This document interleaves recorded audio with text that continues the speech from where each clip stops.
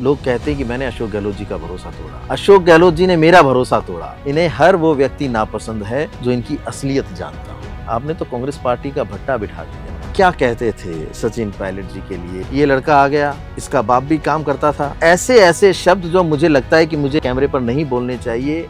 स्वयं का स्वच्छ होना, साफ होना आवश्यक है किसी के ऊपर आरोप लगाने से पहले।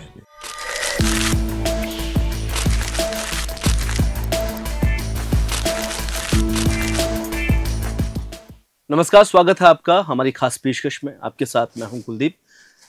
जहां लगातार राजस्थान की राजनीति में नए चेहरों को लेकर हम सामने आते हैं, आज जिस चेहरे को हम साथ में लेकर बैठे हैं वो किसी परिचय का मोहताज नहीं है। 2020 के बाद राजस्थान कांग्रेस में जो हुआ, शायद एक बड़ा चेहरा बनकर राजस्थान में लोकेश शर्मा का नाम सबके सामने आया। शुरुआत से इनसे जानेंगे लोकेश जी से। लोकेश जी, बहुत बहुत स्वागत है हमारे खास कार्यक्रम में। बहुत बहुत धन्यवाद आपका। ओएसडी बनने का जो सफर है आपका, वो आखिरकार गहलोत साहब से कब शुरुआत हुई और इन सब के किस तरीके से आपने जुड़ाव रखा? देखिए, इसकी शुरुआत तो बहुत पहले हुई।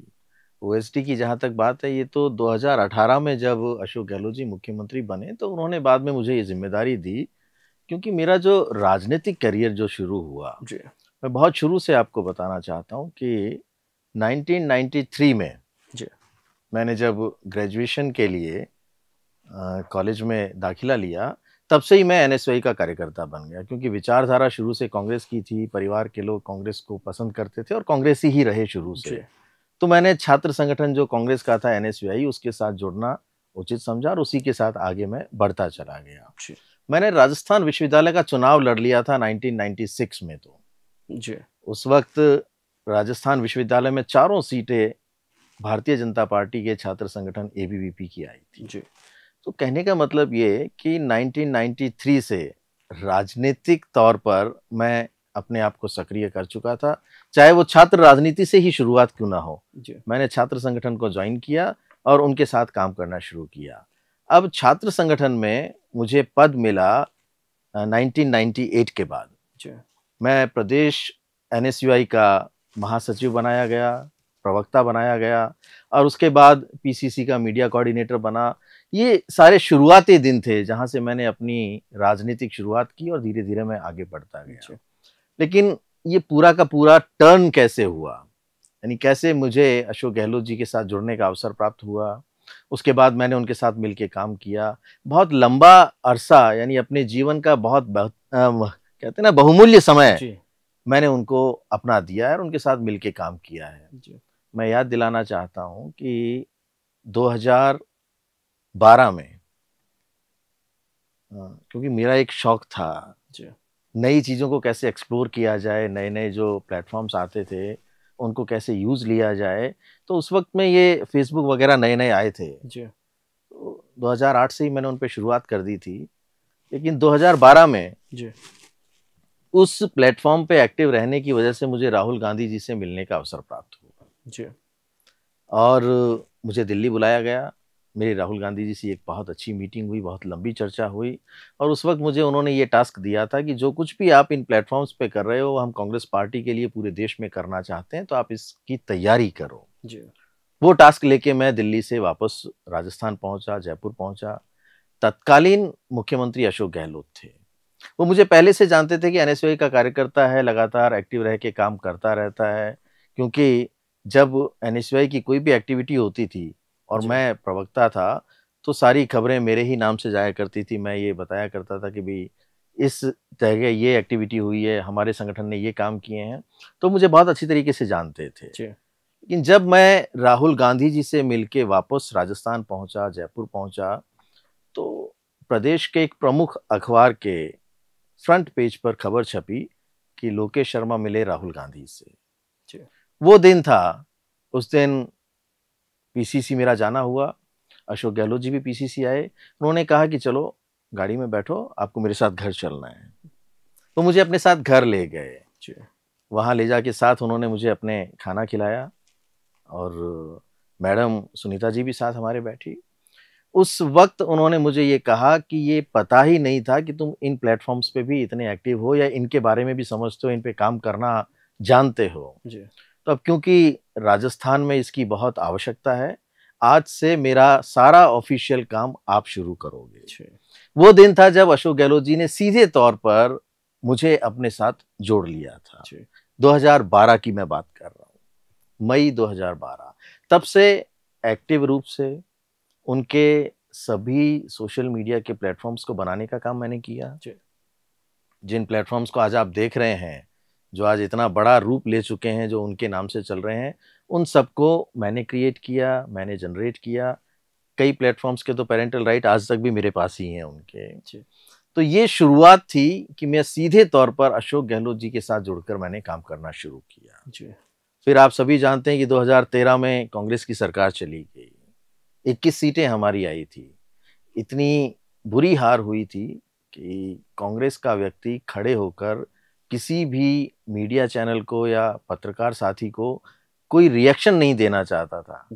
वो लोग सब छुपकर बैठ गए थे, क्योंकि इतनी करारी हार किसी को पच नहीं रही थी, किसी के समझ नहीं आ रही थी कि हम बाहर जाके लोगों के बीच में कैसे बात करेंगे, कैसे अपने आप को खड़ा करेंगे।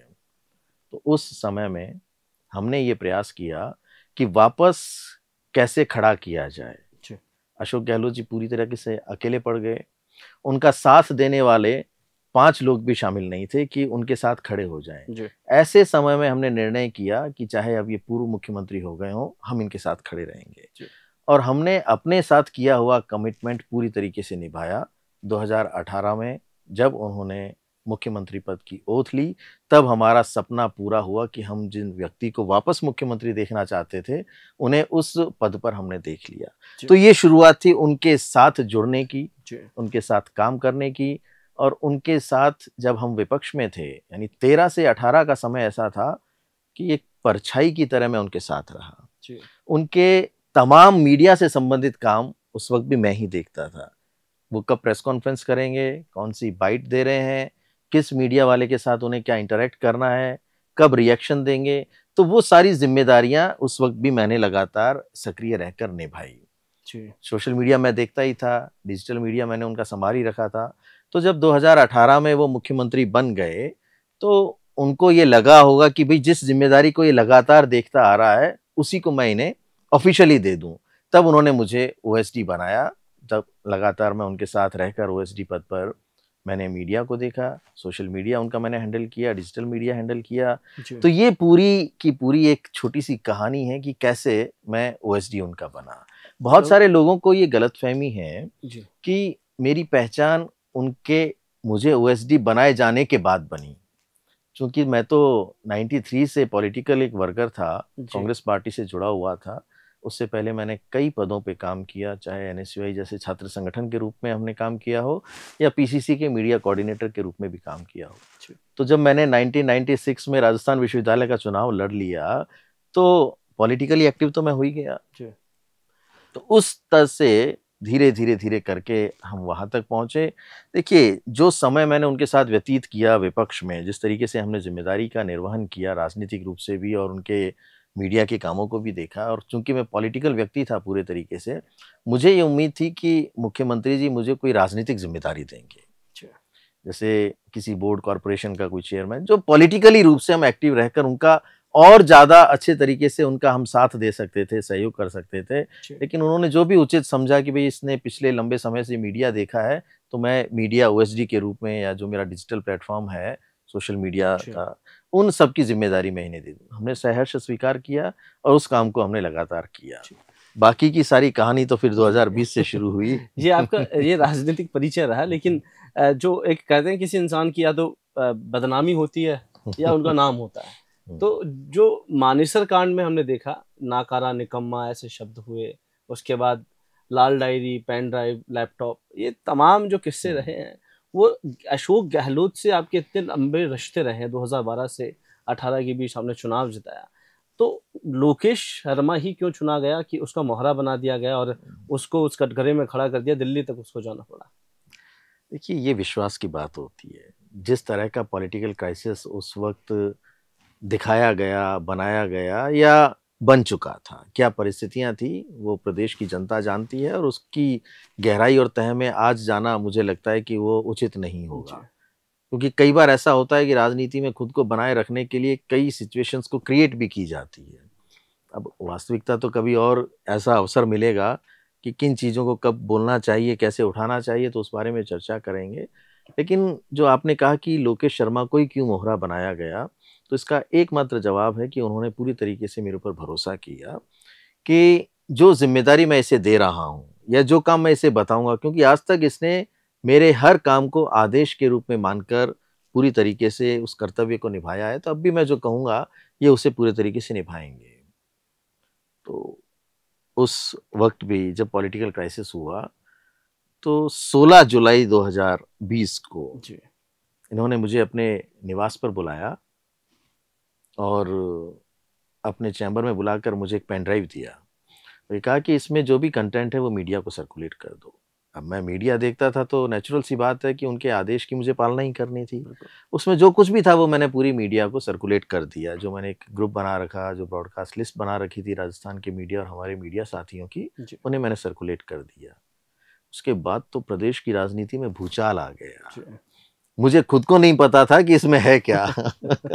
जब चैनल्स पे खबरें चली कि एक ऑडियो क्लिप रिलीज की है और वो मैंने की है, मुख्यमंत्री के ओएसडी लोकेश शर्मा ने एक ऑडियो क्लिप रिलीज की और उसमें ये सब कुछ चल रहा है। ठीक है, मुझे उस बात का कभी कोई अफसोस नहीं रहा, क्योंकि मैंने तो काम की तरह उसे किया ना। मुझे कोई जिम्मेदारी दी, कोई काम दिया, मैंने उसे काम की तरह कर लिया। सब कुछ बहुत अच्छे से चल रहा था। जो पॉलिटिकल क्राइसिस उस वक्त नजर आ रहा था वो भी थम गया। जो कुर्सी हिल रही थी, डावाडोल हो रही थी, वो भी वापस मजबूत हो गई। सब कुछ सामान्य हो गया।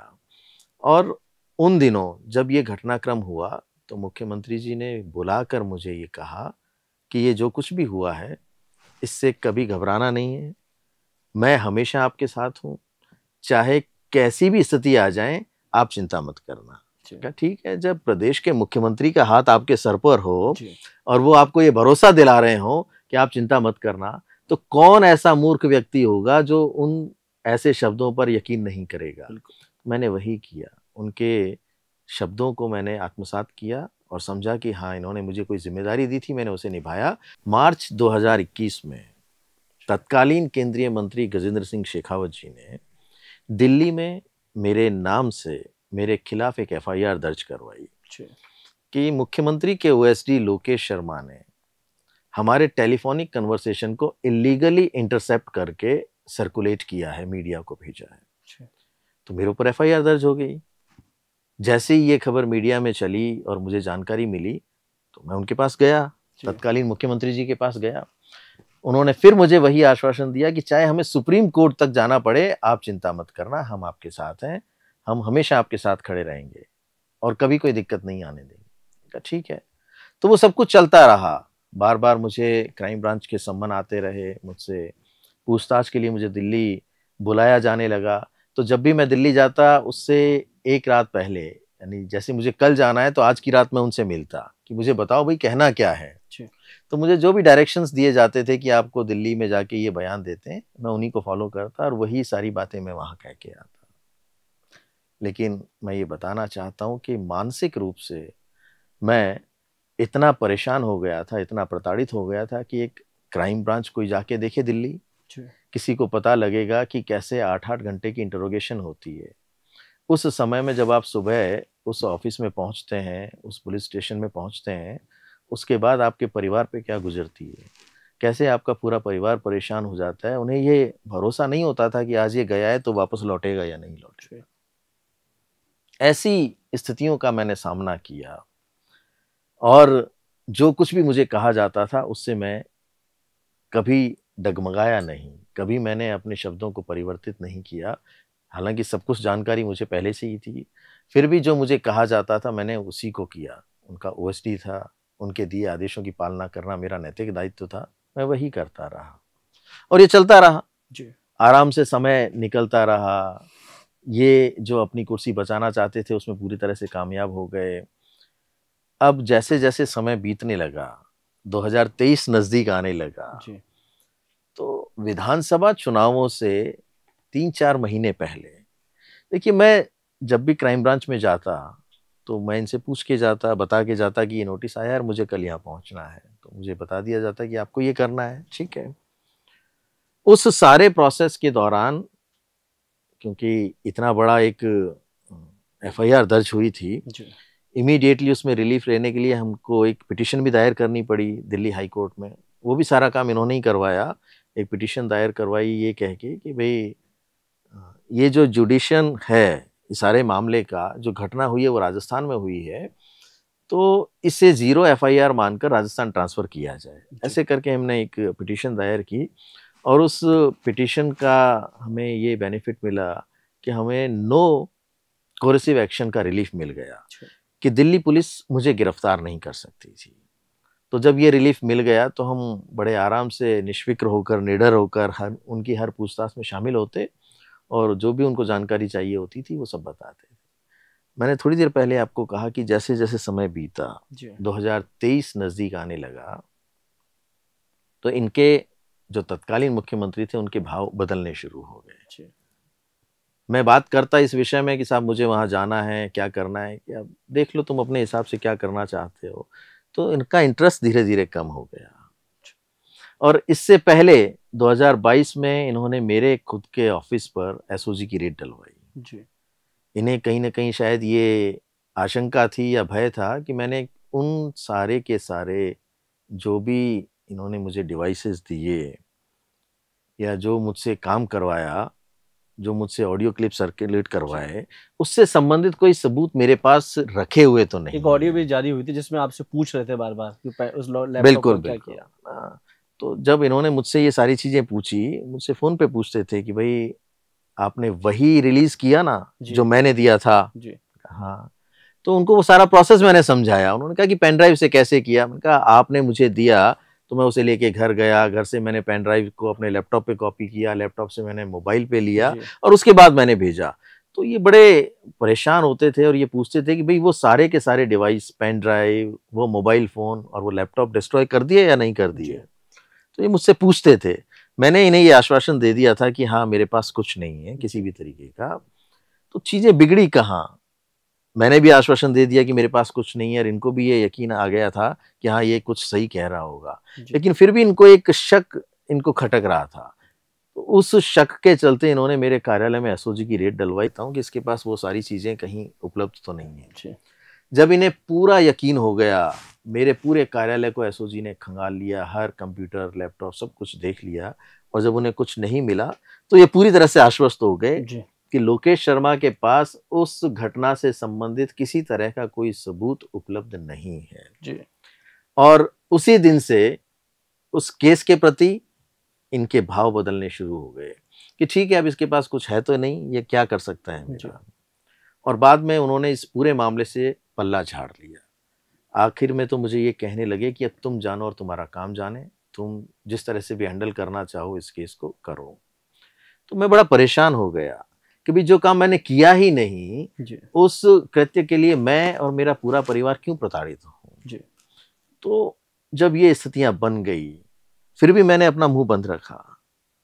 2023 की बात बता रहा हूँ कि जब मेरे साथ इस तरह का व्यवहार और बर्ताव होने लगा, मुझे पूरी तरीके से अकेला छोड़ दिया गया, उसके बाद भी मैंने अपने आप को नियंत्रित रखते हुए अपने मुंह को उस वक्त बंद रखा क्योंकि चुनाव सर पर थे। और बहुत से लोग इस बात को कहते हैं कि आपने ओएसडी रहते हुए ये सब कुछ क्यों नहीं कहा।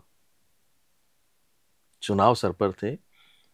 मैं अगर ऐसा कोई भी खुलासा करता कि मुझसे ये सारा काम इन्होंने करवाया है और उसका इन परिणामों पे असर पड़ता, जो कि परिणाम चुनावों के आए, विधानसभा चुनावों के यही परिणाम आते जो आए, तो वो सारा का सारा ठीकरा मेरे सर पर फोड़ दिया जाता कि लोकेश शर्मा ने ऐसा किया इसलिए हम चुनाव हार गए। तो मैंने मेरी पार्टी को नुकसान नहीं पहुंचाया। कुछ तो ये भी कह रहे थे कि ना ही मैंने व्यक्तिगत रूप से अशोक गहलोत जी को नुकसान पहुंचाया कि अगर चुनाव से पहले मैं वो सारा खुलासा करता तो उनकी इमेज का क्या होता। भाई हम कैसे चुनाव में जाते? दूल्हे तो वही थे, नेतृत्व तो वही कर रहे थे पूरे चुनाव का, प्रदेश का, मुख्यमंत्री का चेहरा भी वही बने हुए थे कि मैं ही मुख्यमंत्री बनूंगा। तो मेरी पार्टी और उनको कोई नुकसान नहीं हो, इस बात का मैंने पूरा ध्यान रखा। और जिस दिन चुनावों के परिणाम आ गए, उस दिन रात को मैंने सोशल मीडिया पर, मेरे ट्विटर और मेरे फेसबुक पर उन सब चीजों को लिखा। उस वक्त भी मैंने इस फोन टेपिंग से संबंधित कोई बात नहीं की। मैंने ये जनता को, प्रदेश की जनता को और कांग्रेस के कार्यकर्ताओं को बताने की कोशिश की कि हम सरकार की वापसी क्यों नहीं करवा पाए, क्या क्या कारण थे इनकी हठधर्मिता सबसे बड़ी वजह थी कि सारी रिपोर्ट्स इनके पास होने के बावजूद इन्होंने जो इन्हें सजेस्ट किया गया था कि 25 से 30 चेहरों को बदल दो, उन्हें नहीं बदला। तो यही सबसे बड़ा कारण रहा। तो ये सारी चीजें हुई। कुछ तो आरोप लगा रहे थे कि लोकेश कहीं ना कहीं सीट मांग रहे थे भीलवाड़ा से, बीकानेर से, कि टिकट की आस में देगा, टिकट मिल जाए तो मैं शांत हूँ। बात बिल्कुल ठीक है। मैं क्योंकि राजनीतिक रूप से सक्रिय कार्यकर्ता था कांग्रेस पार्टी का, और मेरा ये अधिकार बनता है कि मैं अपनी पार्टी से अपने लिए टिकट की मांग करूं, और वही मैंने किया। तो टिकट मांगना तो कहीं कोई अपराध की श्रेणी में नहीं आता, ना ही टिकट मांगना कोई गलत है। मैंने अपनी पार्टी से टिकट मांगा, लेकिन उसे इस तरीके से जोड़ना कि टिकट नहीं मिला तब इसने ये सब कुछ किया, ये पूरी तरह से गलत है। क्योंकि राजनीति में टिकट मांगना तो अधिकार है, मिलना या नहीं मिलना ये परिस्थितियों पर निर्भर करता है कि किस तरह के राजनीतिक समीकरण बनते हैं, कौन सी राजनीतिक इनकी मजबूरियां होती हैं, कौन किसे किस रूप में आगे ले जाना चाहता है, नहीं ले जाना चाहता है, बहुत सारी चीजों पर निर्भर करता है। तो मैंने टिकट मांगा, नहीं मिला तो मुझे उससे कोई नाराजगी नहीं हुई, ना ही मेरे मन में उस बात को लेकर किसी तरह का कोई आक्रोश था कि मुझे टिकट नहीं दिया तो मैं ये सब कुछ करूं। तो ये सारी कोरी लोगों की बातें हैं जो वो अब बनाते रहते हैं कि भाई टिकट नहीं दिया इसलिए नुकसान करना चाहते थे या नुकसान कर रहे हैं। उसका इस सब बातों से कोई लेना देना नहीं था। कांग्रेस का भला कैसे हो, कांग्रेस पार्टी को आगे किन चीजों का ध्यान रखना है, उन सब चीजों को लेकर, क्योंकि हर व्यक्ति यही मानता था ना कि इतने अच्छे काम करने के बावजूद हम सरकार में क्यों नहीं आ पाए। राजस्थान एकमात्र ऐसा राज्य था जहां 100% कांग्रेस की वापसी की संभावनाएं थी, लेकिन हमने जानबूझकर हठधर्मिता में उस सरकार की वापसी नहीं होने दी। तो बस मैंने वही सब कुछ वहां लिखा था। स्थितियां बिल्कुल बाद में जब खराब हुई, जब चुनाव भी हार गए, सरकार भी नहीं रही, तो जिस व्यक्ति ने मुख्यमंत्री रहते हुए आखिरी समय में पूरी तरह से पल्ला झाड़ लिया हो मुझसे, तो आप सोच सकते हैं कि सरकार जाने के बाद तो मेरे साथ किस तरह का बर्ताव उन्होंने किया होगा। उन्होंने तो बिल्कुल अपने आप को अलग कर लिया कि मेरा तो कोई लेना देना ही नहीं है। अब तुम जानो, चाहे तुम कोर्ट के चक्कर काटो या क्राइम ब्रांच के चक्कर काटो, दिल्ली जाओ, किसी से मिलो नहीं मिलो, वो तुम्हारे ऊपर है पूरे तरीके से। तो जब सब कुछ मेरे ही ऊपर आ गया तो मुझे अपने बचाव के लिए वो सच जो मैंने आज तक उनके कहने से रोक के रखा हुआ था, और उसकी वजह भी थी क्योंकि अगर उन्होंने मुझ पे भरोसा किया तो मैंने भी उन पे भरोसा किया था ना कि वो मेरा साथ देंगे। जब उन्होंने मेरा साथ छोड़ दिया तो मजबूरीवश अपने आप को बचाने के लिए कि इस पूरे घटनाक्रम में जो भी हुआ है फोन टेपिंग से संबंधित, उसमें सीधे तौर पर मेरा कोई लेना देना नहीं है। मुझे तो सिर्फ आदेश दिए गए थे, मुझे उस वक्त सिर्फ उपयोग में लिया गया। चूंकि मैं उनका ओएसडी था तो जो भी मुझे डायरेक्शंस दिए जाएंगे मैं तो उन्हीं को फॉलो करूंगा, और मैंने वही किया। तो वो सारी की सारी वास्तविकताएं मैंने प्रदेश की जनता को, मीडिया को और तमाम लोगों को इसलिए शेयर की, खुलासा इसलिए किया कि इसमें मेरी कोई भूमिका नहीं है। मुझसे ये काम करवाया गया था और ये काम मैंने किया था, तब जाके मैंने ये खुलासा किया। अन्यथा तो इसकी मुझे लगता है कि कभी कोई ऐसी स्थितियां बनती ही नहीं शायद। अगर वो अपना पूरा तरीके से वादा निभाते और मेरा साथ दे रहे होते तो मुझे नहीं लगता कि कभी कोई ऐसी स्थितियां बनती। लोकेश जी, आपको लगता नहीं कि 2018 से आपने इस बात का भी जिक्र किया कि टिकट की मांग रही है, कहीं ना कहीं दिमाग में रही होगी, क्योंकि लंबे समय तक कार्यकर्ता के तौर पर आपने काम किया। अब वो जब मानिश सरकार हुआ, फोन टैपिंग हुई, उसमें आपकी छवि भी धूमिल हुई है, कई तरह के आरोप लगे हैं, तो ऐसा नहीं लगता कि अब जब टिकट की आप मांग करेंगे तो कहीं ना कहीं वो एक आपका एक दौर था, एक समय था, उस समय को कहीं ना कहीं अशोक गहलोत के दौर, उस कार्यकाल में खा गया हो, और आने वाले समय में कहीं ना कहीं आलाकमान इस बात को ध्यान में रखेगा कि मुख्यमंत्री के ओएसडी के तौर पर आपने जो उनके खिलाफ जो चीज़ें की है वो कहीं ना कहीं अब आपके भविष्य के लिए कहीं संकट बन जाए। देखिए, मैं ऐसा नहीं समझता हूँ। मुझे लगता है कि मैंने मुख्यमंत्री जी के ओएसडी के रूप में अपनी जिम्मेदारियों को पूरी ईमानदारी से निभाया। जिस दिन तक मैं ओएसडी था, जिस दिन तक अशोक गहलोत जी मुख्यमंत्री थे, तब तक उनके खिलाफ या इस पूरी घटनाक्रम से संबंधित एक भी शब्द मैंने कहीं नहीं बोला। जब गवर्नर हाउस पर जाकर वो अपना रेजिग्नेशन दे चुके थे जी, इस बात पे गौर फरमाइएगा कि जब उन्होंने अपना रेजिग्नेशन गवर्नर को सौंप दिया, परिणाम चुनावों के आ गए, उसके बाद मैंने वास्तविकता अपने सोशल मीडिया प्लेटफॉर्म्स पर शेयर की कि किन किन वजह से हम चुनाव हारे। क्योंकि मेरी मंशा ये थी कि अगर वास्तविकता प्रदेश के कांग्रेस कार्यकर्ताओं को पता लगेगी और आम जनता को पता लगेगी तो निश्चित तौर पर कांग्रेस आगे और मजबूत कदम उठाएगी।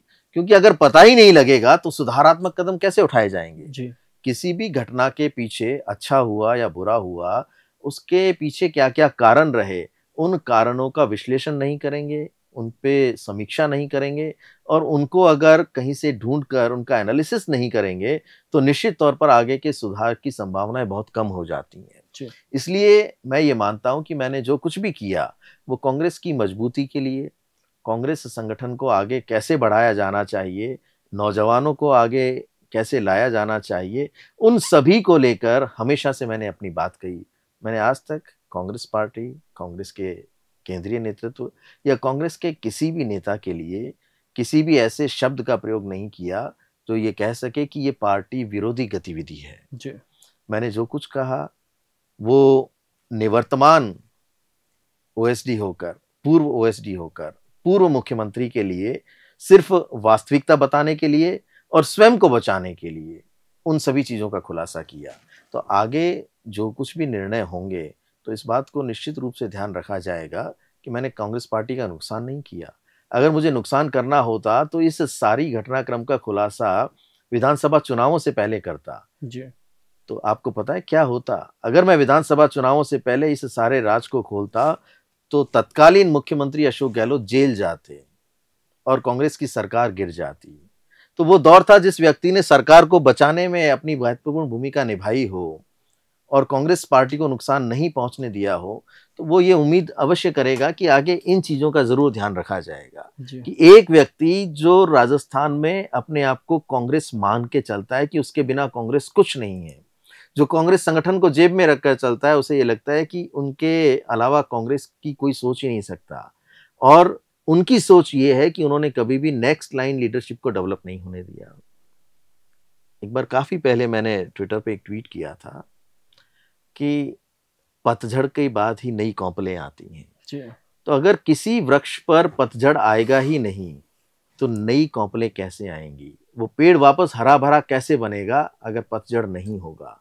तो सीधे सीधे इशारा था कि जो लोग मठाधीश अपने आप को समझते हैं, जिन लोगों का एक पूरा दौर हो चुका, जिन्हें कांग्रेस पार्टी ने बहुत अवसर दे दिए, 3-3 बार जिसको प्रदेश का मुख्यमंत्री बना दिया हो, तो अब कम से कम उनकी ये भूमिका होनी चाहिए कि राजस्थान में नए लीडर्स को डेवलप करें, नए लोगों को आगे लेकर आएं और कांग्रेस पार्टी को मजबूत करने के लिए ये संदेश दें कि देखिए ये लोग हैं जो कैपेबल हैं, जिनमें कैलिबर है, जो स्किल्स रखते हैं कांग्रेस पार्टी को आगे ले जाने के लिए।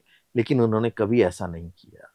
उस वक्त सबसे बड़ी जो इनकी नाइत्तफाकी थी वो तत्कालीन उप मुख्यमंत्री सचिन पायलट से थी। इनको बिल्कुल फूटी आंख नहीं सुहाते थे सचिन पायलट, क्योंकि वो नौजवान थे और हमेशा ये डर बना रहता था कि कहीं मुझे बदल नहीं दिया जाए, कहीं मुझे हटा नहीं दिया जाए। तो इस डर में इन्होंने पूरे 5 साल निकाले। लेकिन जो भी तिकड़म करनी थी, आलाकमान को जिस तरीके से धोखा देना था, विश्वासघात करना था, वो सब कुछ करके इन्होंने अपनी कुर्सी को बचाए रखा और उसमें सफल भी हुए। यहाँ एक बात और मैं ऐड करना चाहता हूँ। आलाकमान ने तो इनके ऊपर इतना भरोसा किया था कि कांग्रेस के सर्वोच्च पद राष्ट्रीय कांग्रेस के अध्यक्ष बनाए जाने की चर्चा थी और बनाया जाना चाहते थे। लेकिन इन्होंने जो किया वो सबको पता है। जब आलाकमान के दूत के रूप में खड़गे जी यहाँ आए, राजस्थान आए, अजय माकन जी आए, उस दिन वो दिसंबर की बात है, दिसंबर 22 की 25 की। तो उस वक्त इन्होंने वो जो विधायक दल की बैठक होनी थी वही नहीं होने दी। देखिए आलाकमान ने तो यहाँ अपने दूत के रूप में खड़गे जी और अजय माकन जी को भेजा और विधायक दल की बैठक आहूत करवाई कि मुख्यमंत्री निवास पर विधायक दल की बैठक होगी। तो आप सोच सकते हैं कि इन्होंने अपनी उस कूटनीति को आगे बढ़ाते हुए, बड़ा षड्यंत्र रचते हुए उस बैठक को वहां होने ही नहीं दिया। जो आलाकमान अपने दूत के रूप में जिन लोगों को भेजा था, क्योंकि इन्हें ये उस दिन भय हो गया, ये डर लगने लगा कि ये जो दूत बनकर आए हैं, आलाकमान के प्रतिनिधि के रूप में आए हैं, वो किसी ना किसी रूप में कोई फरमान जरूर लेकर आए होंगे। हो सकता है कि मुझे मुख्यमंत्री पद से हटा दिया जाए और विधायक दल की मीटिंग में यह तय किया जाए कि कोई दूसरा मुख्यमंत्री बने। हो सकता है सचिन पायलट को मुख्यमंत्री बना दें। तो ये इनके मन में भय था, इसलिए उन्होंने उस मीटिंग को वहां होने ही नहीं दिया। और जहां ये जैसलमेर पहुंच गए, वहां से मुझे फोन करके कहते हैं कि आप एक काम करो, मीडिया में ये चलवाओ कि ये जितने भी विधायक हैं, क्योंकि हुआ ये, विधायक दल की बैठक तो होनी थी मुख्यमंत्री निवास पर और सारे के सारे विधायक इकट्ठे हुए शांति धारीवाल जी के यहाँ और वहां से बसों में बैठकर पहुंचे स्पीकर साहब के सीपी जोशी जी के यहाँ और सबने अपने अपने इस्तीफे सौंपे। वो बड़ा घटनाक्रम हुआ। तो मुझे मीडिया को ये चलाने के लिए कहा गया कि आप मीडिया को कहिए कि ये विधायक ये चाहते हैं कि हम में से किसी को मुख्यमंत्री बना दो, सचिन पायलट नहीं चलेगा। जिन लोगों ने इतने दिन होटलों में निकाले हैं, जिन्होंने इस पूरे के पूरे जो क्राइसिस था उसमें मेरा साथ दिया है, हम में से किसी को भी बना दो। तो वो पूरा एक षड्यंत्र था इनका, सोचा समझा रणनीति थी कि इसकी वजह से ये बैठक नहीं होने देंगे और जो बैठक में निर्णय होने थे वो नहीं हो पाएंगे। तो जिस आला कमान ने इतना भरोसा किया हो, उनकी पीठ में इन्होंने छुरा घोंपने का काम किया। तो ये सारे के सारे घटनाक्रम प्रदेश की राजनीति में एक इतिहास के रूप में दर्ज हो गए हैं कि कैसे तत्कालीन मुख्यमंत्री ने अपने ही पार्टी के केंद्रीय नेतृत्व को धोखा दिया, आलाकमान को धोखा दिया और कुर्सी पे बने रहने के लिए तमाम तरह के तिकड़म हथकंडे अपनाए और अपनी ही पार्टी के नेताओं की छवि को खराब करने का काम किया। तो ये इनकी राजनीति का एक हिस्सा रहा है। लोकेश जी, मान लिया जाए अगली बार जब विधानसभा चुनाव होंगे, मुख्यमंत्री के तौर पर गहलोत साहब को चुन लिया जाता है, तब लोकेश शर्मा कहाँ जाएंगे? क्योंकि आलाकमान आपने कहा कि जिक्र हुआ उस समय शांति धारीवाल पहुंचे, शांति धारीवाल ने कहा कि अशोक गहलोत ही आलाकमान हमारे लिए। तो ये आलाकमान को तो पहले भी मना कर चुके हैं। तो अब आगामी इन दिनों में ऐसा होता तो फिर तब क्या होगा? देखिए, मैं तो कांग्रेस पार्टी का कार्यकर्ता हूँ और कार्यकर्ता रहूंगा। अशोक गहलोत जी मुख्यमंत्री बनते हैं तो मेरी तो आज से ही उनको शुभकामनाएं हैं कि वो जिस तरह से पिछले कई दिनों से लगातार वो ये जताने का और ये बताने का प्रयास कर रहे हैं कि राजस्थान में मैं ही रिलेवेंट हूँ, मेरे अलावा कोई कांग्रेस का ऐसा नेता नहीं है जो कुछ कर सकने की कुव्वत रखता हो, जो क्षमता रखता हो। जिस तरीके से वो अपने आप को प्रचारित कर रहे हैं, क्योंकि ये पहली मर्तबा है कि इतनी जल्दी ऐसी बयानबाजी कर रहे हैं जिनसे दूर दूर तक कोई लेना देना नहीं है। देखिए, कल उन्होंने एक बयान दिया कि मेरी सरकार को गिराने की साजिश रची गई। उस साजिश में जो षड्यंत्र करता थे वो अमित शाह जी थे, धर्मेंद्र प्रधान जी थे और गजेंद्र सिंह शेखावत जी थे। तो जब आप ये कहते हैं कि मेरे पास उस सरकार के समय में जो षड्यंत्र आपने रचा उसके सबूत भी हैं, तो आप एक बात बताइए, अगर आपके पास सबूत हैं और सबूत थे कि आपकी सरकार को गिराने की साजिश इन 3 लोगों ने रची है जिनके आप नाम ले रहे हैं, तो आपने इनके खिलाफ मुख्यमंत्री रहते हुए एफआईआर दर्ज क्यों नहीं करवाई? क्योंकि लोकतांत्रिक तरीके से चुनी हुई सरकार को गिराने का प्रयास आपराधिक कृत्य की श्रेणी में आता है और वो अपराध माना जाता है। तो आपको इनके खिलाफ एफआईआर दर्ज करवानी चाहिए थी।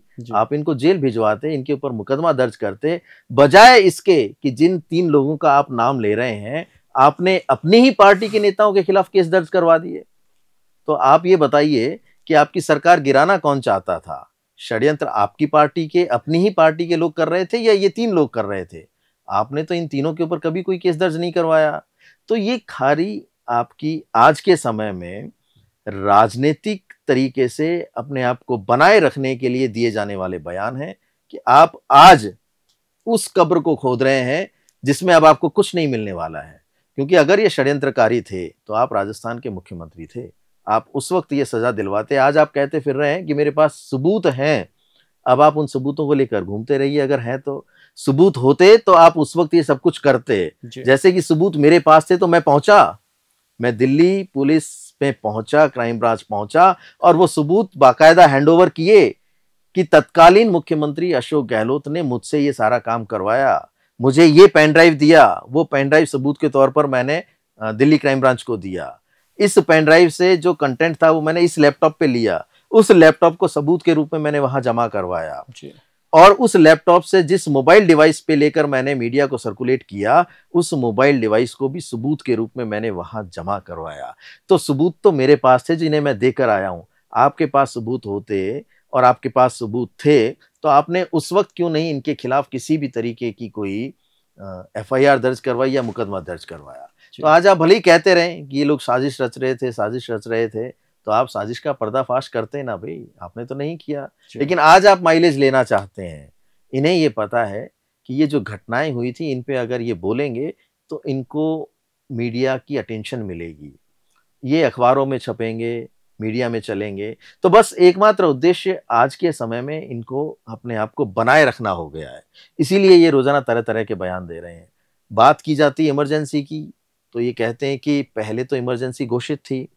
आज के समय में अघोषित इमरजेंसी है, जिसमें कई पत्रकारों को जेल में बंद कर रखा है, कई साहित्यकारों को बंद कर रखा है। अरे भई, मैं तो दिल्ली की बात तो नहीं करता, लेकिन मैं ज़रूर ये पूछना चाहूँगा कि आपके शासनकाल में जब आप मुख्यमंत्री थे, तो आपकी वो इमरजेंसी जो आपने लगाई थी, वो घोषित थी या अघोषित थी? आपने भी कई पत्रकारों को प्रताड़ित किया, उन्होंने क्या किया था? मैंने ट्वीट भी किया कि उस समय में राजस्थान में एक अच्छे वरिष्ठ पत्रकार हैं, शरद कुमार जी, महेश झालानी जी, भवानी सिंह जी, हमारे कई और भी साथी हैं, विवेक श्रीवास्तव जी। इन लोगों को क्यों परेशान किया गया? इन्होंने किया क्या था? इनकी गलती क्या थी कि पुलिस इनके पीछे-पीछे भाग रही थी? तो आपने तो स्वयं ने जो ऐसा काम किया हो, वो किस मुँह से ये कहता है कि आज अघोषित इमरजेंसी है? तो पहले स्वयं का स्वच्छ होना, साफ होना आवश्यक है किसी के ऊपर आरोप लगाने से पहले। आप ये कहने से पहले सोचना चाहिए था कि आपने इन्हें क्यों इतना प्रताड़ित किया? कोई जवाब है इस बात का? दूसरा, मैं पिछले 2 साल से लगातार इस बात को कह रहा हूं कि मुझे खुद मुख्यमंत्री अशोक गहलोत ने पेन ड्राइव दिया और मुझे ये करने के लिए कहा। आज तक मेरी बात का ये खंडन नहीं कर पाए या जवाब नहीं दे पाए कि ये लोकेश शर्मा जो लड़का है, जो OSD था मेरा, ये झूठ बोल रहा है। मैंने इसे कोई पेन ड्राइव नहीं दिया, मैंने इसे नहीं कहा कि ऑडियो क्लिप्स सर्कुलेट करें। तो बोलिए ना आके। ये कोरी बयानबाजी करने के लिए अब आपको शोभा नहीं देता। आप इतने वरिष्ठ नेता कांग्रेस के माने जाते हैं, राजस्थान के 3 बार आप मुख्यमंत्री रहे।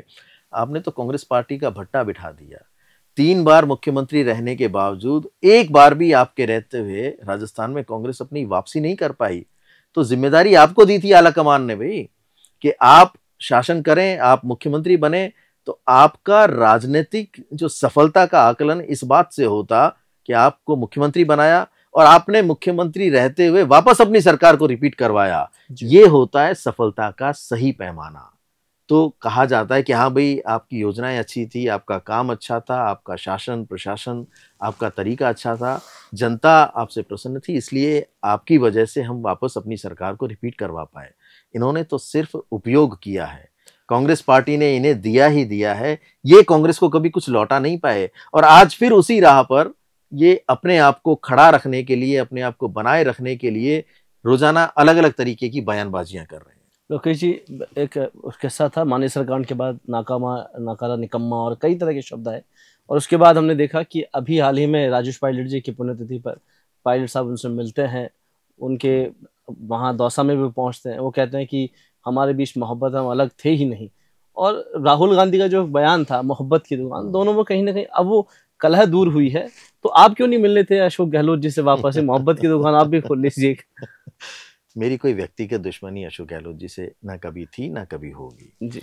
बहुत सीधा सा स्पष्ट मैंने कारण बताया कि जो भरोसा मैंने उन पे किया, लोग कहते हैं कि मैंने अशोक गहलोत जी का भरोसा तोड़ा। यहाँ बात उल्टी है। अशोक गहलोत जी ने मेरा भरोसा तोड़ा। उन्होंने जो मुझे आश्वासन दिया था, जो मुझे भरोसा दिया था कि मैं हमेशा साथ रहूंगा, मैं कभी कोई आँच नहीं आने दूंगा। देखिए, सरकारें आती हैं, चली जाती हैं, मुख्यमंत्री बनते हैं, पूर्व मुख्यमंत्री हो जाते हैं, उससे कोई फ़र्क नहीं पड़ता। लेकिन जिस व्यक्ति ने मुझे भरोसा दिया था, उसी व्यक्ति ने अपने हाथ खींच लिए और मुझे अकेला छोड़ दिया। तो ये जो भरोसा तोड़ने का काम किया, ये उन्होंने किया। लोकेश शर्मा ने अशोक गहलोत जी का भरोसा कभी नहीं तोड़ा, ना वो कभी तोड़ता। लेकिन जो कुछ उन्होंने किया, उससे मैं अकेला पड़ गया। इतना प्रताड़ित और इतना परेशान होने लगा कि मुझे कोई रास्ता नहीं सूझ रहा था कि मैं करूं क्या। कोई भी व्यक्ति जानबूझकर तो अपने आप को उस खतरे में नहीं डाल सकता। जो काम उसने नहीं किया, उसके लिए वो सजा क्यों भुगतेगा? और अगर वो भुगतने की हिम्मत करे भी, तो उसका परिवार क्यों भुगते भाई? मेरे परिवार को कौन संभालता पीछे से? अगर मुझे कुछ हो जाए या मुझे जेल हो जाए या मेरे ऊपर किसी भी तरीके की कोई कार्रवाई हो जाए, तो मेरे परिवार को कौन देखेगा? मेरे माता-पिता जो बुजुर्ग हो गए हैं, जिन्हें हमेशा ये डर लगा रहता था कि आज ये वापस आएगा या नहीं आएगा, उनकी सार संभाल करने वाला कौन था? तो अपने आप को बचाने के लिए मैंने वो सब कुछ किया। जहाँ तक आपने बात की मोहब्बत की दुकान की कि अशोक गहलोत जी और सचिन पायलट जी मिल लिए, नाकारा, निकम्मा, निकृष्ट और वो जो तमाम तरह के ऐसे शब्द जो मुझे लगता है कि इनके व्यक्तित्व का हिस्सा कभी नहीं थे, लेकिन बहुत ही बौखलाहट में इन्होंने जिन शब्दों का प्रयोग किया था सचिन पायलट जी के लिए, मुझे लगता है कि वो नहीं किए जाने चाहिए थे, लेकिन इन्होंने कर लिए। और उसके बाद आपको जानकर आश्चर्य होगा कि सचिन पायलट ने उस पूरे दौर में कभी भी इनके खिलाफ कोई ऐसा शब्द उपयोग में नहीं लिया जिसे कहा जा सके कि ये अमर्यादित था या अभद्र था। तो ये सारे ऐसे शब्द बोलकर उन्हें कांग्रेस पार्टी से बर्खास्त करवाकर और उन जो उप मुख्यमंत्री पद था उससे भी बर्खास्त करवाकर ये बिल्कुल निश्चिंत हो गए थे कि अब मेरे लिए कोई खतरा नहीं है। सबसे बड़े खतरे तो उस वक्त उनकी नज़र में वही थे। तो ऐसे शब्दों का प्रयोग करने के बाद भी देखिए, वास्तविकता मैं बताना चाहता हूं कि ये क्या कहते थे सचिन पायलट जी के लिए या राजेश पायलट जी के लिए। इनके मन में इतनी इनको लेकर कटुता रही है कि जब भी बैठकर बात करते थे कि ये लड़का आ गया, इसका बाप भी काम करता था, सचिन पायलट, हाँ, इसका बाप भी काम, मेरी कभी उनसे बनी नहीं। और ऐसे ऐसे शब्द जो मुझे लगता है कि मुझे कैमरे पर नहीं बोलने चाहिए, इन दोनों के लिए, चाहे वो स्वर्गीय राजेश पायलट जी हो या सचिन पायलट जी हो, उनके लिए ये प्रयोग में लेते थे। तो आप समझ सकते हैं कि इनके मन में उनके प्रति कितनी कटुता रही होगी और आज भी है।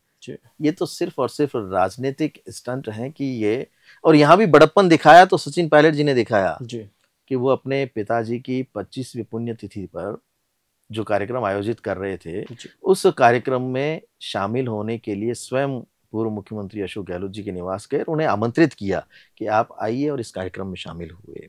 उसके बाद ही तो वो वहां गए। ये पहल अशोक गहलोत ने नहीं की थी, जो बार बार ये एक परसेप्शन बन रहा है कि ये दोनों मिल गए हैं, इसमें भी बड़प्पन दिखाया तो सचिन पायलट जी ने दिखाया।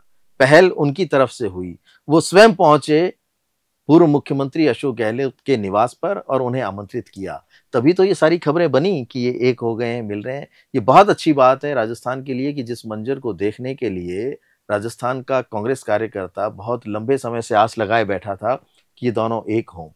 तो अब मुझे लगता है कि ये अपनी किसी स्वार्थ सिद्धि के लिए जरूर इन सारी घटनाओं को या ऐसी एक्टिविटीज को कर रहे हैं कि अब मैं एक हो गया और मेरी तो कभी कोई लड़ाई नहीं थी। आज के बयान देखिए ना, जब ये वहां पहुंचे थे पुण्यतिथि पर, तो इन्होंने बयान दिए कि भाई हमारी तो कभी कोई लड़ाई नहीं थी, हमें तो बहुत अच्छी मोहब्बत रही है। तो कभी इनकी मोहब्बत के बारे में जानना हो तो मुझसे बात करिएगा, मैं बताऊंगा कि किस तरह के शब्दों का प्रयोग इन्होंने इन दोनों के लिए किया। तो क्या ठीक है, ये अपना अपना राजनीति करने का तरीका है कि समय के साथ कौन कितना बदल जाता है। आज इन्हें लग रहा है कि भाई मुझे आवश्यकता है, मुझे वापस मेन स्ट्रीम में रहने के लिए ये सारे काम करने पड़ेंगे। तो ये व्यक्ति बहुत ही अलग तरीके का नेचर रखते हैं। जब ये सरकार में होते हैं तो इनका रूप अलग होता है, विपक्ष में होते हैं तो बिल्कुल अलग होता है। दोहरे चरित्र का इनका एक व्यक्तित्व है, ये एक नहीं रहते हैं। जो व्यक्ति इस विपक्ष में रहते हुए 5 साल इनसे रोजाना मिलेगा, वो सरकार आने के बाद अगर ये मुख्यमंत्री बनते हैं तो सीएमआर तो छोड़ो, उस सीएमआर की 5 किलोमीटर की परिधि में भी नहीं पहुंच सकता। ये स्थितियां होती हैं। हम जानते हैं ना कि जिन लोगों को विपक्ष में हम साथ बुलाया करते थे और कहते थे, और ये खुद कहते थे यार बुला ले, ये काम का आदमी है, इससे बात करा दे, ये मीडिया वाला ये अपना ध्यान रखता है, इसको कहो, इनसे बात करो। तो जिन साथियों से हमने पिछले विपक्ष के समय में लगातार उनका सहयोग लिया, जब सरकार आई और वो साथी जब मिलने के लिए कहते थे तो मुझे कहा जाता, अरे छोड़ ना यार, कौन मिलेगा इनसे जी, इनका काम है रिपोर्टिंग करना, इनका काम है ये हमें कवर करना। तो ये इनका चरित्र है, ये इनका जो दोहरा चरित्र है, ये लोगों को पता ही नहीं है। आज आप देखिए, हर व्यक्ति को ये पीठ थपथपा के बात करते हैं जी, अपने पास बुला के उसे चाय पिलाते हैं। तो जो व्यक्ति आज विपक्ष में रहते हैं, क्योंकि अब इनके पास काम तो कोई है नहीं जी, ये लोगों को खुद फोन कर करके बुलवाते हैं कि आज 10 लोग आ जाओ, 5 लोग आ जाओ, उनको बिठाएंगे, चाय पिलाएंगे। तो जो व्यक्ति आज इनके साथ बैठ के चाय पी के जाएगा, वो तो सोचेगा यार कितना अच्छा नेता है। तो विपक्ष के समय में इनसे बेहतर, इनसे सौम्य, इनसे शालीन और इनसे ज्यादा सहज और इनसे ज्यादा अच्छा नेता राजस्थान में और कोई दूसरा हो ही नहीं सकता। ऐसा ये महसूस करवाते हैं लोगों को। हर व्यक्ति इनकी तारीफ करता है कि बड़े अच्छे हैं अशोक गहलोत जी, मुझे बुलाया, मुझसे बात की। अरे भाई, वही व्यक्ति, बहुत से ऐसे मैं उदाहरण कभी देना चाहूंगा कि जिन लोगों ने 5-5 साल इनके साथ जी जान से काम किया हो, बाद में सरकार आने के बाद वो कभी इनके आसपास नहीं पहुंच पाए। इनके आसपास तो एक सरकारी सिस्टम हावी हो जाता है, फिर ये पॉलिटिकल और अपने आदमी पर भरोसा नहीं करते हैं, फिर ये सरकारी अधिकारियों पर भरोसा करते हैं। कुछ और जिन लोगों को ये अलग से लेकर आते हैं उन पे भरोसा करने लग जाते हैं। तो जो व्यक्ति विपक्ष में बुरे समय में इनके साथ इनके लगातार काम करता रहा हो, उससे तो ये बात करना ही बंद कर देते हैं, क्योंकि वो तो सारी चीजें जानता है ना, वास्तविकता जानता है। इन्हें हर वो व्यक्ति नापसंद है जो इनकी असलियत जानता हो। तो इसीलिए ये एक भ्रम बनाए रखना चाहते हैं सबकी नजरों में कि मैं सर्वे सर्वा हूं, कांग्रेस मेरे पीछे चलती है, मैं जो चाहूंगा वही होगा। वो देखते भी होंगे आप कि जब भी विपक्ष के ऊपर कोई आरोप लगाने हो या विपक्ष जो सरकार चल रही है अभी, जो चलती हुई सरकार के किसी भी कामकाज पर कोई टिप्पणी करनी हो तो ये खुद प्रेस कॉन्फ्रेंस करने लग जाते हैं। जबकि प्रदेश में प्रदेश अध्यक्ष हैं कांग्रेस के, नेता प्रतिपक्ष टीकाराम जूली जी हैं।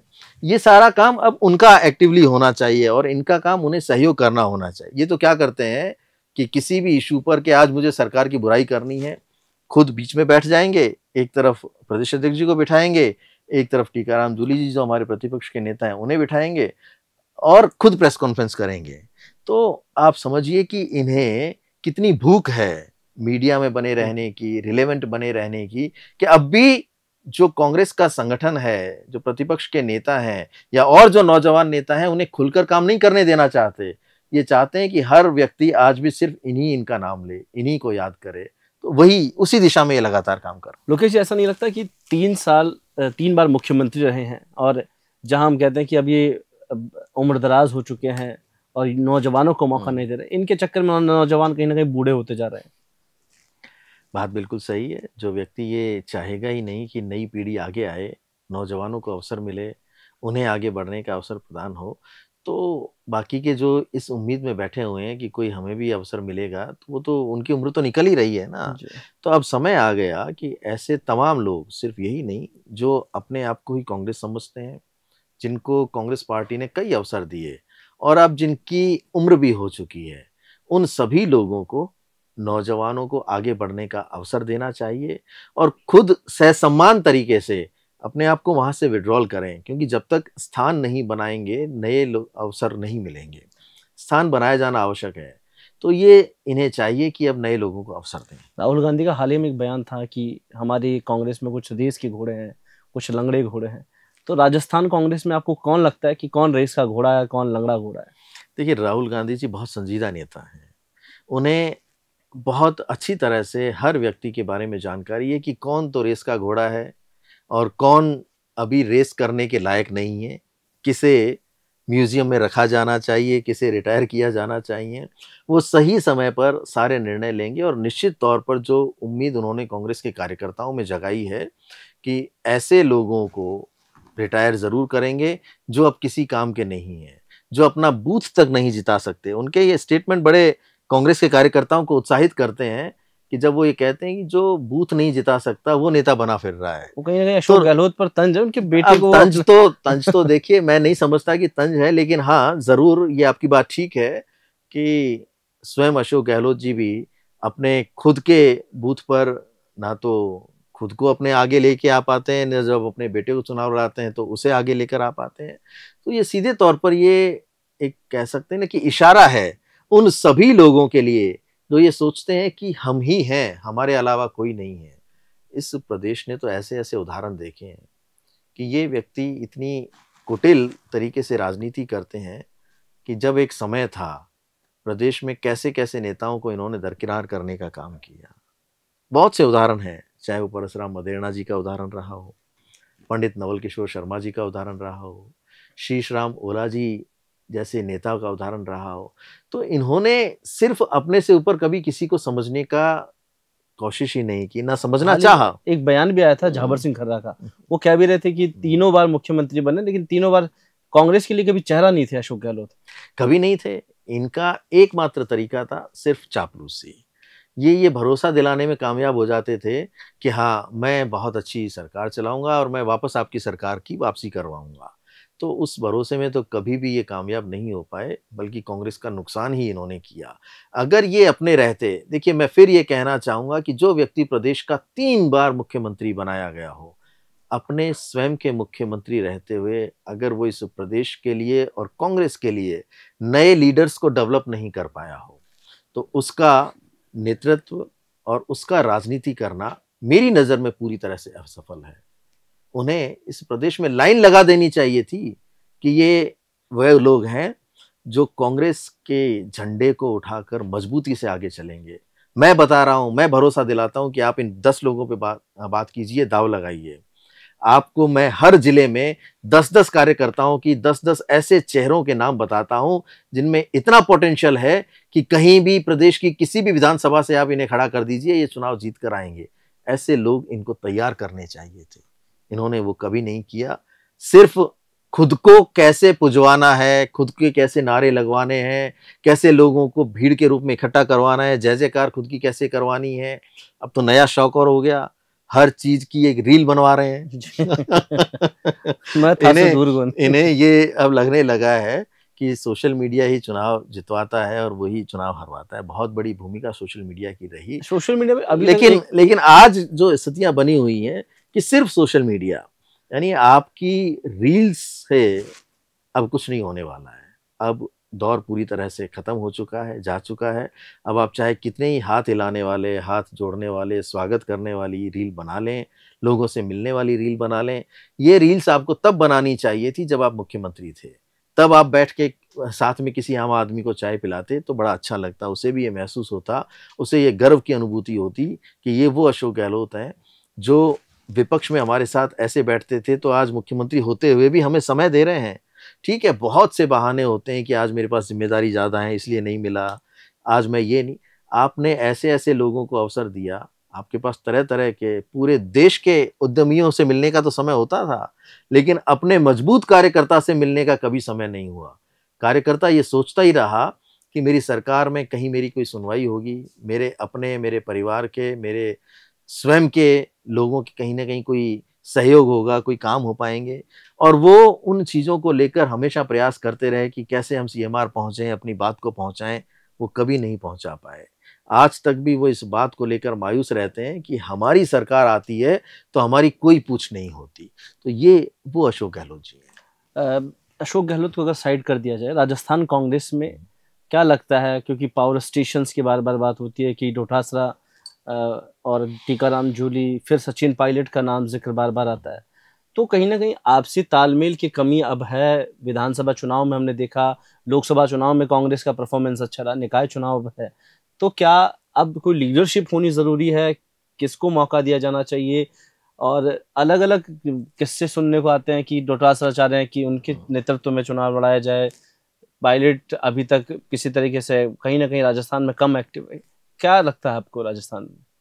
देखिए, जहाँ तक आपने बात की कि बहुत सारे लोग हैं, तो ये निश्चित है कि राजस्थान में कांग्रेस में बहुत कैलिबर वाले लोग हैं, जिनके अंदर क्षमताएँ हैं, जो कांग्रेस को एकजुट कर और सबको साथ लेकर चल सकते हैं और मजबूती के साथ आने वाले 2028 के चुनावों में अपनी भूमिका निभा सकते हैं। तो यहाँ इस बात का कहीं कोई किसी को परेशानी नहीं है कि आज प्रदेश अध्यक्ष कौन है। देखिए, ये ज़िम्मेदारी तो आलाकमान देते हैं, केंद्रीय नेतृत्व देते हैं कि आज राजस्थान की कांग्रेस को कौन व्यक्ति सँभालेगा, कौन उसका नेतृत्व करेगा, ये तय वहीं से करते हैं। और स्वयं जो आज के हमारे प्रदेश अध्यक्ष जी हैं, वो बड़ी मेहनत कर रहे हैं, हर जगह पहुँचते हैं, चाहे सरकार से संबंधित, सरकार के कामकाज से संबंधित या कांग्रेस के संगठन को मजबूत करने की बात हो, वो अपनी भूमिका का सकारात्मक तरीके से बखूबी निर्वहन कर रहे हैं।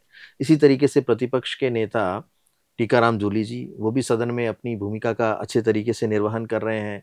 सचिन पायलट जी, जिनको कि प्रभारी बनाया हुआ है, छत्तीसगढ़ का महासचिव भी हैं।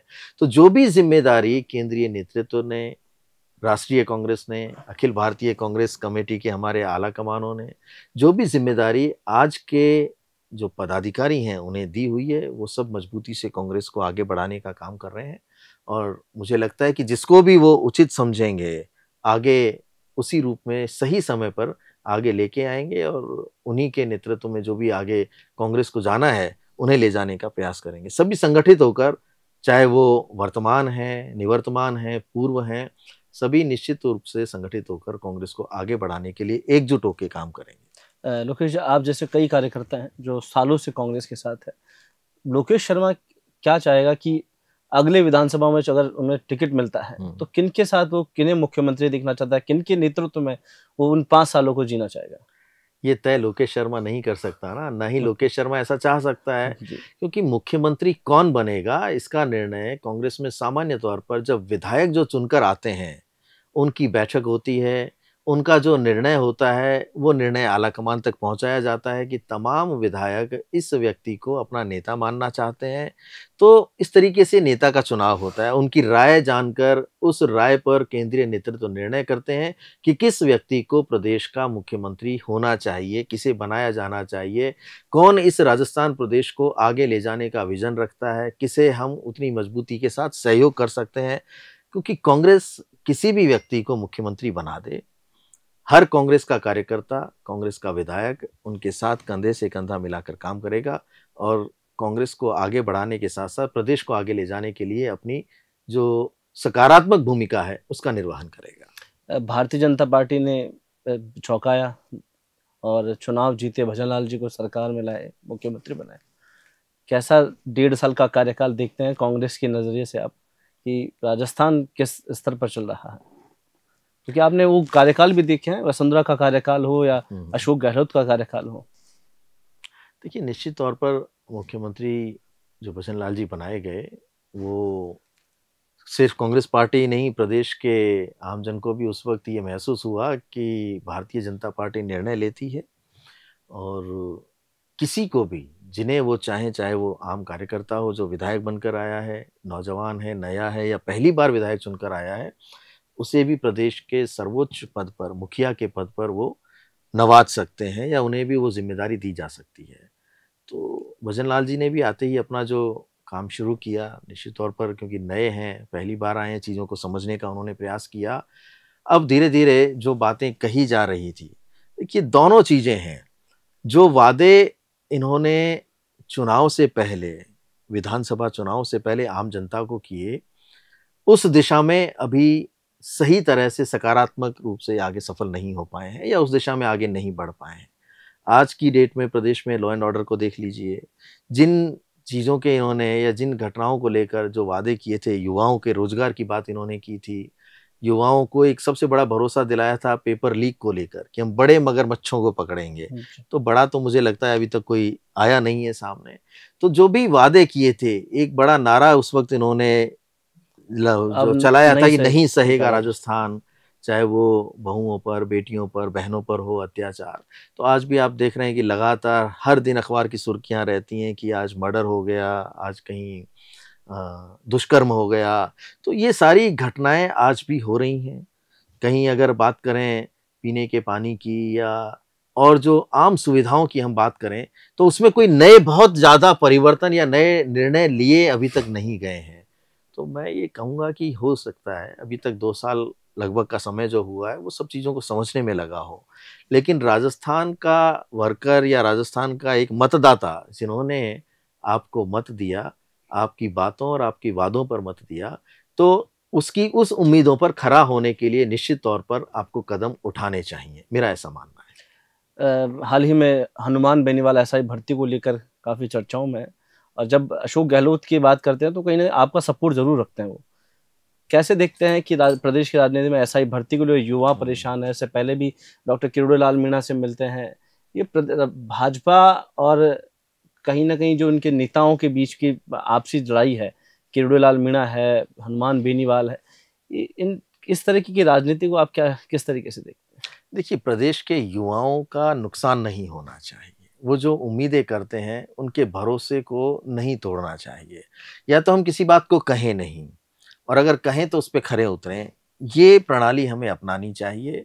अगर आप पेपर लीक की बात करते थे और आपको ये तय हो गया, आपके पास ये सारे जितने भी एविडेंसेस हैं, ये फैक्ट्स आपको मिल गए कि ये पेपर लीक हुए हैं और आपने युवाओं को कहा कि हम इसको रद्द कर देंगे, तो आपको करनी चाहिए।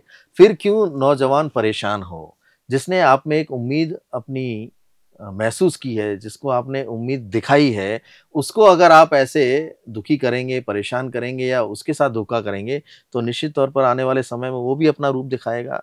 तो जो भी वादे किए गए थे, जो बातें की गई थी, अब नौजवानों को जहाँ उम्मीद नज़र आती है, चाहे वो हनुमान बेनीवाल जी हैं, किरोड़ी लाल जी हैं, जो भी उनकी आवाज़ उठाना चाहता है, हर नौजवान व्यक्ति उनके साथ उनका सहयोग करने के लिए तत्पर हो जाता है, तैयार हो जाता है। क्योंकि उन्हें महसूस होता है ना कि कोई है, जो हमारी आवाज़ को बुलंद रूप से उठाने का प्रयास कर रहा है।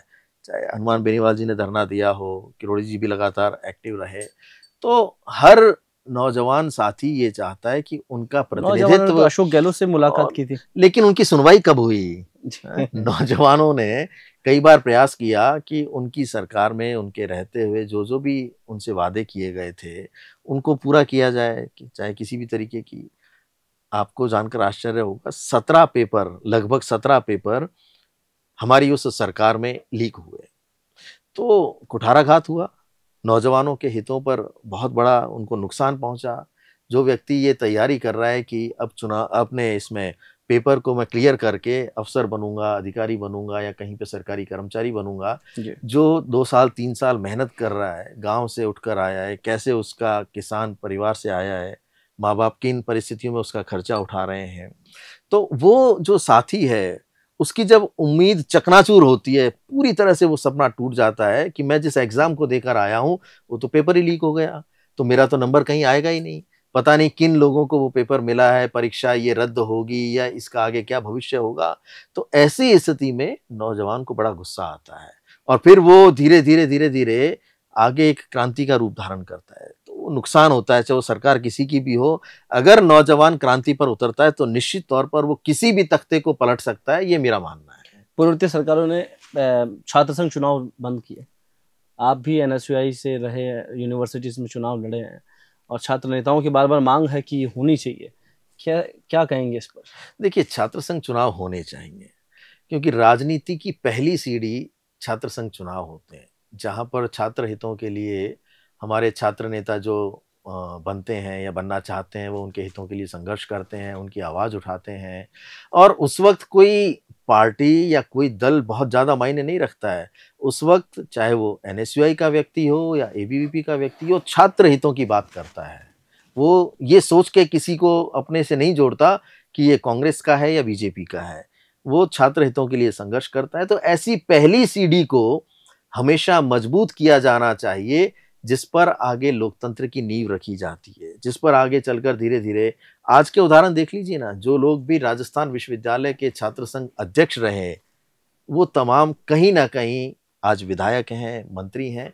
तो उस पहली सीढ़ी पे कदम ही नहीं रखते, तो राजस्थान की विधानसभा में इतने सारे लोग जो चुनकर आए हैं, उन्हें वो मौका नहीं मिलता।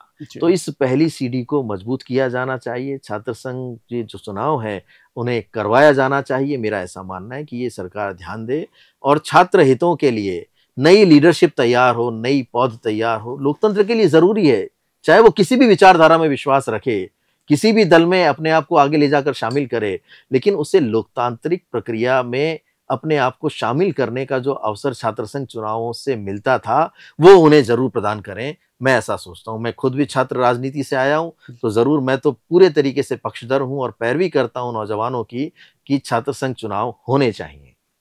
तो आज हमारे साथ गेस्ट थे लोकेश शर्मा, जो पूर्व मुख्यमंत्री अशोक गहलोत के ओएसडी रहे हैं, एनएसयूआई में सक्रिय कार्यकर्ता और कांग्रेस के एक सक्रिय कार्यकर्ता के तौर पर वर्तमान में काम कर रहे हैं।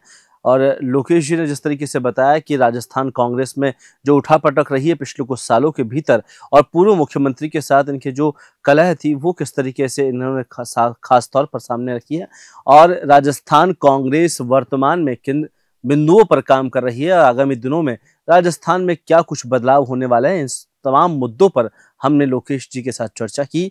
लोकेश जी यहाँ आए, इसके लिए बहुत बहुत धन्यवाद। अगली बार फिर हाजिर होंगे एक नई शख्सियत के साथ। तब तक के लिए मुझे यानी कुलदीप को दीजिए इजाजत। नमस्कार।